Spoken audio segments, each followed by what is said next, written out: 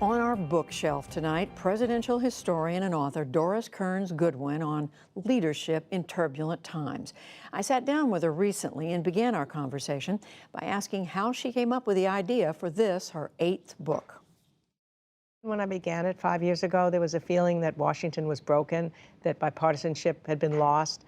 And I decided I wanted to look back at other presidents, my guys especially, I call them that because I've lived with them for so long, when they had gotten through more challenging times even than ours, and yet somehow were able to pull the citizens and the leaders bond together to make the country better. And then it got even more turbulent as time went on. One of the first things I noticed when I look at the book, on the back cover, you have positive comments, they call them blurbs, from Warren Buffett and Jim Collins, who's known for the book Good to Great. These are business people.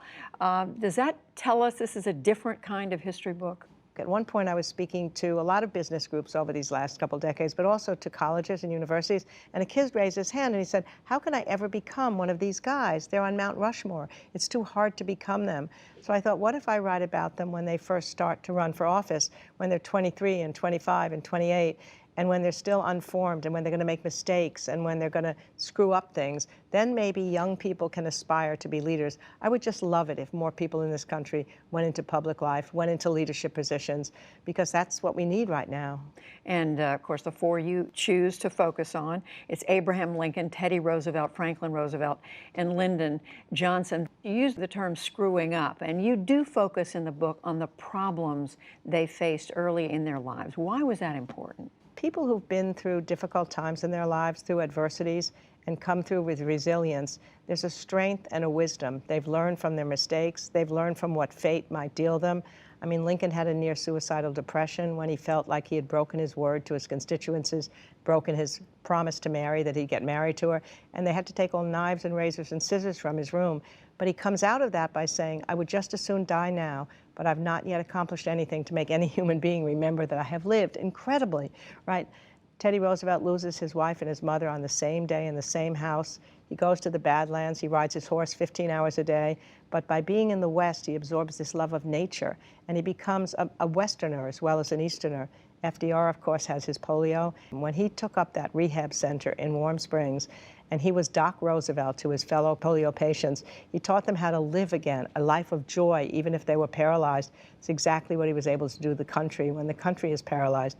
LBJ has a massive heart attack when he's on the top of the heap as majority leader, but he says, what if I died now? What would I be remembered for?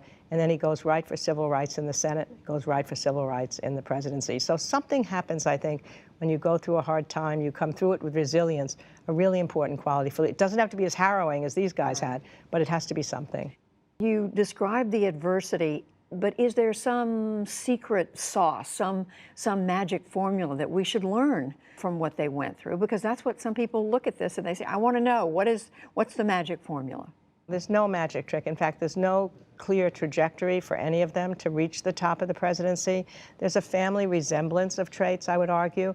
I think humility is one of them.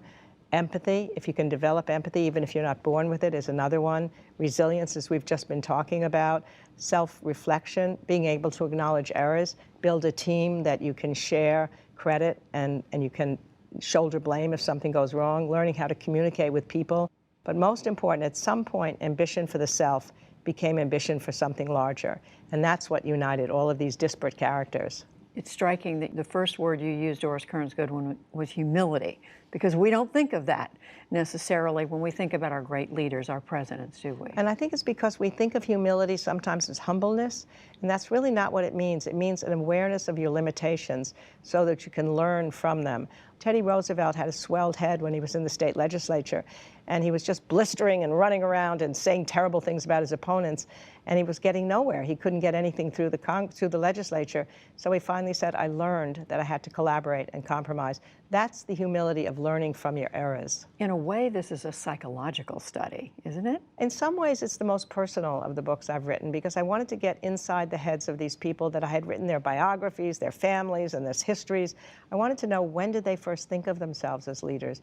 When did other people recognize them? Where does ambition come from? All these questions are so interesting. And did you get answers to all of those? Not answers. I just could explore things, I think. I don't think there's an easy answer, but for example, ambition came later to FDR. He seemed like an ordinary student at Harvard. He seemed like an okay student at Columbia.